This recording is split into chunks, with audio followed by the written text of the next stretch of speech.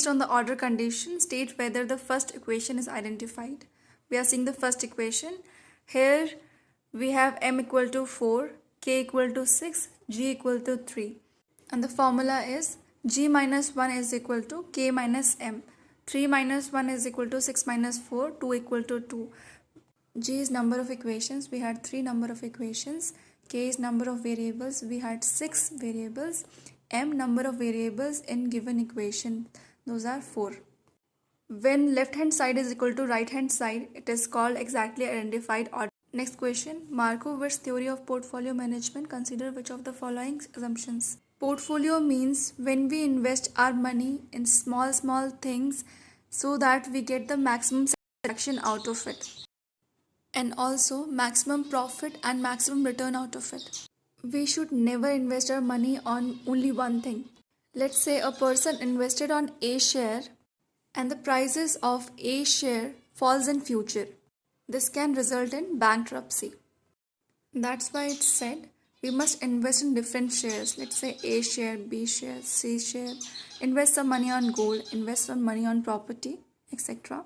So in this case, even if the price of one thing falls a lot, you will have another things which will not fall that much and you will not get bankrupt. The price of other things might increase, which can result in profit. So B and D are the right assumptions. Investors have free access to fair and correct information on return and risk.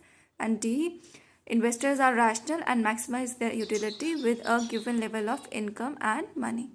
Here you can go through some more assumptions. Next question. Which of the following statement is wrong? 10% of agriculturists have 10 hectares or more.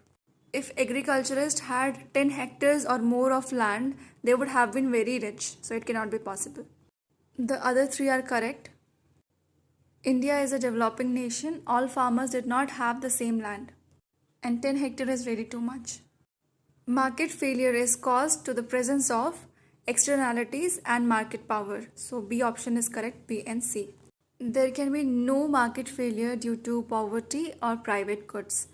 Market failure is caused in the presence of public good but not private goods. Market failure can happen due to asymmetric information, principal agent problem, moral hazard, monopoly. Next question. GDP expresses in the terms of current price is called nominal GDP. If the question would have been GDP expresses in the terms of base price, not current price, base price, then it would have been real GDP, not nominal GDP. Next question, statement 1. The Rybuzhinsky theorem postulates that at constant commodity prices, an increase in the endowment of one factor will increase by a greater proportion the output of commodity intensive in that factor and will reduce the output of other country. Statement 2. The Stopler-Samuelson theorem postulates that an increase in the relative price of a commodity, for example as a result of tariff, decreases the return or earnings of the factor used intensively in the production of the commodity. Statement 1 is correct, whereas the statement 2 is false. If labor endowment will increase, means the labor is used in excess for the production of a commodity, so the output will also increase. That's what Rybuzhinsky stated in his theorem. Statement 2. The Stopler-Samuelson theorem postulates that an increase in the relative price of a commodity, for example as a result of a tariff, decreases the return or earnings of the factor used intensively in the production of the commodity. Here it says decreases, but in reality it increases, not decreases. Stopler-Samuelson theorem postulates that if the tariff is imposed, the real return to the nation's scarce factor of the production rises. Let's suppose we are imposing tariff on the imports of certain commodity, which is scarce in our nation. So when we impose tariff, that commodity became costly, and in our country, very few people knows the production of that commodity. So in this case, those few people will get benefited. They will be paid more for the production of the product because we will not import from outside because the cost is getting very high. So here the nation will pay to those people who know the production, very less people who knows the production. They will be paid more and they will get benefited. Next question.